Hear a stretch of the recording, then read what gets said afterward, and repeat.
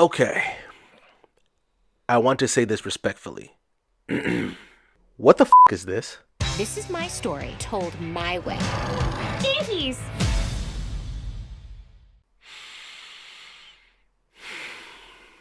Maybe because I've been out of commission for a while sorting out my busted hard drive situation that I didn't have a chance to react to this at the time, but this trailer's bad.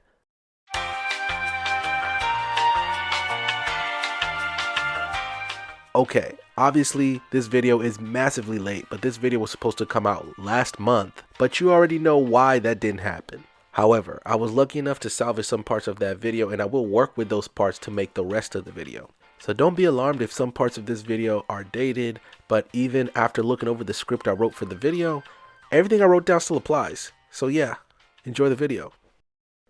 Velma. This show is totally going to tank, isn't it?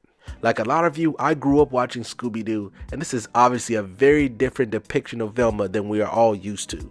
So this show is spearheaded by Mindy Kaling from the popular show The Office, and I don't know if she really thought people were going to like this show.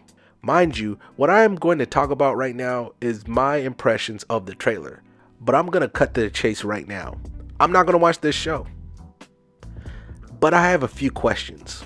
Why did she change basically everyone's race? So Velma's black now? Well, at least I think she's black now. I'm not trying to get canceled. Daphne's Asian now? Freddy's still white, but now he's a complete dick? I don't know about this. Miss Kaling, I'm not going to call you by your first name because we don't know each other like that, but you basically just screwed your show. This is a terrible first impression. You can call this show Velma, but this isn't Velma. This is Vicky, Veronica, or some other name entirely. Now I'm just sitting here talking from memory, but do you remember what Velma's character was all about in the Scooby Doo series? She was this adorable, sometimes clumsy brains of the Scooby Doo squad. Or maybe was it called Mystery Incorporated? It's been a while. Yeah, sure, her kryptonite was basically losing her glasses. Hey, my glasses! I can't see without them. They should be around here somewhere. And it was weird that she fed Shaggy dog food as bribes to get him to do stuff. But we weren't supposed to think about that part. We were kids. Scooby Doo was this kid show where you saw this mismatched group of kids driving around the country, I guess, solving crimes, eating food, and learning life lessons. Yes, might have gotten away with it too. If it wasn't for these blasted kids and their dogs. Sometimes the Harlem Globetrotters showed up too, which was cool. Hey fellas, look who dropped in on us. Scooby Doo and his pals. But Scooby Doo was a simple show, a great kid show. But once again, what the fuck is this? Is this show supposed to be a prequel or something of how the gang got together? Is that why the show is primarily set during the time the gang was in high school? Also, I can't believe I didn't ask this earlier. Where's Shaggy and Scooby? Wait a minute. Wait a minute. Wait a minute! Is that black dude supposed to be Shaggy? Well, this is fucking dumb. I'm here to tell you right now, we don't care. Let me tell you something. We don't care. Jerry. Maybe this is just me. I've always thought that with every reboot or adaptation of a show, there is a framework already in place for the people working with an IP to work with. Miss Kaling and the rest of the showrunners basically took that framework and threw it in the trash and created something that is not Scooby Doo. Oh my bad, I mean Velma. Other than the names of the characters and the similar clothes they wear, what else about the show is supposed to tie you to these established characters? This was like a very highly produced, well-funded, bad fan fiction. Yes, that's a classic, and that's my point. Why change anything when the classics all still work, right? Oh, the irony is delicious. Look, I don't know how to write a story, but you just know a bad story when you see it, right? This depiction of Velma is basically the version of Velma of what Miss Kaling wanted the OG Velma to be.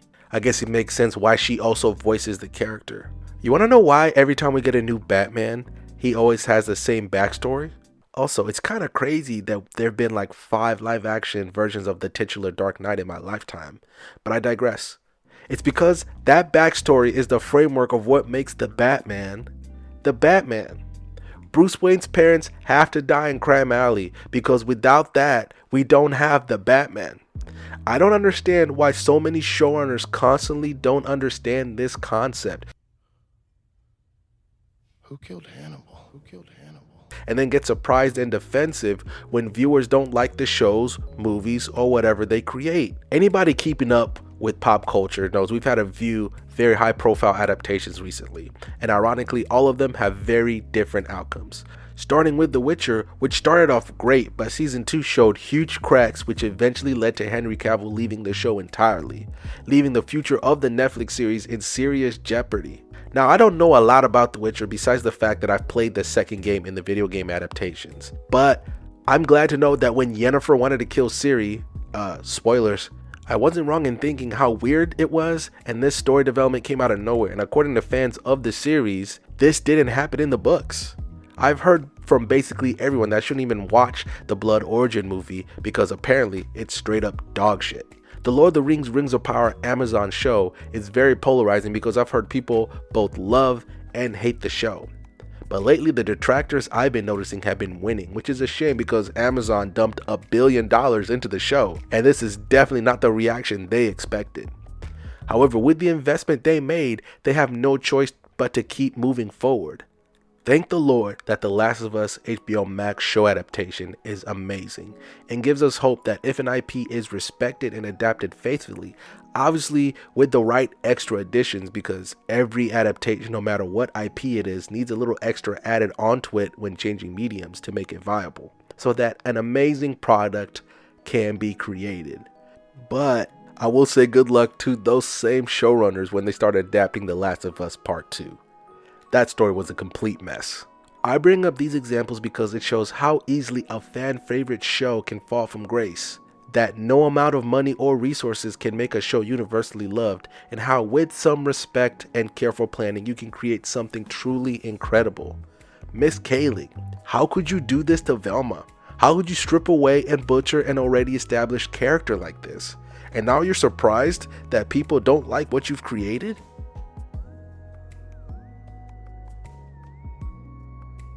In these current times, it is very hard to have a consensus on anything, but my goodness, everyone hates Velma. You want to know a clear indication that a show has failed?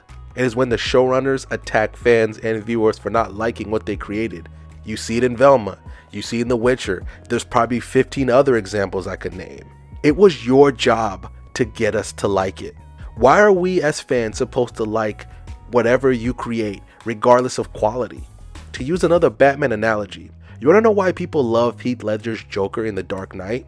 It's because he truly understood the character. Let's put a smile on that face. Then he added his own flair to it after that. Miss Kaling, did you truly understand what Velma is? Just from the trailer alone, I don't think you did. You made some seriously bad story decisions, bad character depictions and revisions, and what was the point? To seriously skew any new fans' perceptions of a very well established character, leaving it up to legacy fans to fix the damage you created? One thing I loved about Velma, and I'm not saying this like Velma was my favorite character or anything like that, but I loved how dorky she was. She had her own part to play in the gang. She was comfortable in her own skin. She would tackle every mystery, no matter how big or small it was, with passion. Maybe I'm looking too much into a kid's show that I haven't watched in a decade, but that should show you what kind of impact the show had on even the most casual of fans like me, let alone hardcore fans of Velma and the rest of the Scooby Doo gang. This is going to sound incredibly condescending, especially with me saying I don't know how to write a story, but I feel like the story was easy here, even if you slap an HBO tag on it to make the story more mature. Just make it a coming of age story, okay? Velma's the ugly duckling in high school. She gets bullied on, she gets picked on, but then she learns to love herself, and then she meets the rest of the gang who love her, and then she has her own part to play in the gang. Then they go and start solving mysteries. Boom, first season over and done with. And then you don't understand why people like the show? This isn't about her race swapping Velma.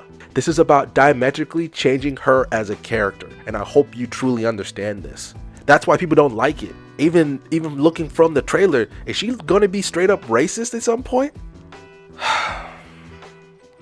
Miss Kaling, please learn from this. I already looked online and I saw that Velma may be getting greenlit for a second season, and while I haven't watched a single second of the show besides the trailer, and I don't plan to watch the show in the future because of the reviews I've seen, there are so many fans out there disappointed by what you and your staff have created, and the outrage will be massive after getting a second chance to make something fans want to see. Please fix this. Thank you all for watching. Jesus Christ.